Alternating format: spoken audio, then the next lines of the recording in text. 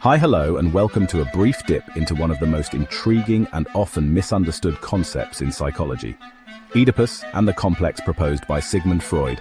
Let's unravel. The name Oedipus comes from the tragic hero in an ancient Greek play, written by Sophocles about 400 years BC.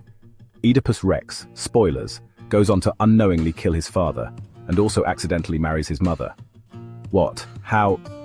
Well, in the myth, he is a prince who tries to avoid a prophecy that he will kill his father, marry his mother, and essentially ruin everyone's life. Despite his efforts, and thanks to adoption involving lies told to him, he ends up fulfilling the prophecy, leading to devastating consequences. Upon realizing the truth, Jocasta, his mother, hangs herself, and Oedipus blinds himself in despair and leaves a wanderer in exile. He rips out his own eyes, as the thought of seeing this ugly world again is truly unbearable. Freud, the godfather of psychoanalysis, dropped this amongst other bombs in his 1899 book, The Interpretation of Dreams. Freud believed that he had identified a universal psychological phenomenon that occurs in early childhood, and he used this story to allegorically illustrate his point. Basically, he said that all kids go through a stage where they've got the hots for their opposite-sex parent and want to take out their same-sex parent, who is now regarded as their first rival of their first pursuit. Don't worry. This is all supposed to be in the unconscious, and it is apparently completely normal. Cough, cough. Freud thought that this takes place when kids are about 3 to 6 years old, during what he called the phallic stage, and he had several other stages integrated before and after this phase in his theory of development.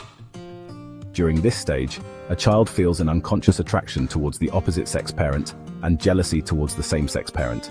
Boys crush on mum and see dad as the enemy. Girls crush on dad and side-eye mum. Speaking of girls, what about them? Freud had the creative suggestion of just calling it the feminine Oedipus attitude. But fortunately, Carl Jung, Freud's son-like student-turned-rival, sound familiar, came up with the term Electra complex for the ladies. We'll do a sister video for that one. A daddy-daughter video. Oh brother. But here's the clincher. Guess what, my sweet boy? Guess what, my sweet boy? I've got a special treat for you tonight. I've got a special treat for you tonight. Ice cream! Let's throw in a deep quote. The man himself, Freud here, once said, "The child is father to the man."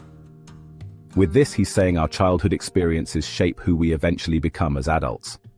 Experience used in this sense refers to aspects of life events, our character, perspective, routines, attachments, and so on, across time.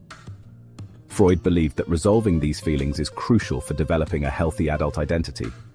Failure to do so could lead to neuroses and psychological issues later on in life. This theory was huge in the 20th century and influenced everything from psychology to pop culture. Most psychologists don't take the Oedipus complex literally, or so shock horrorly. It's more like a metaphor for how we develop and grow up. While some of Freud's ideas have been criticized and revised, well, most of Freud's ideas have been criticized and revised.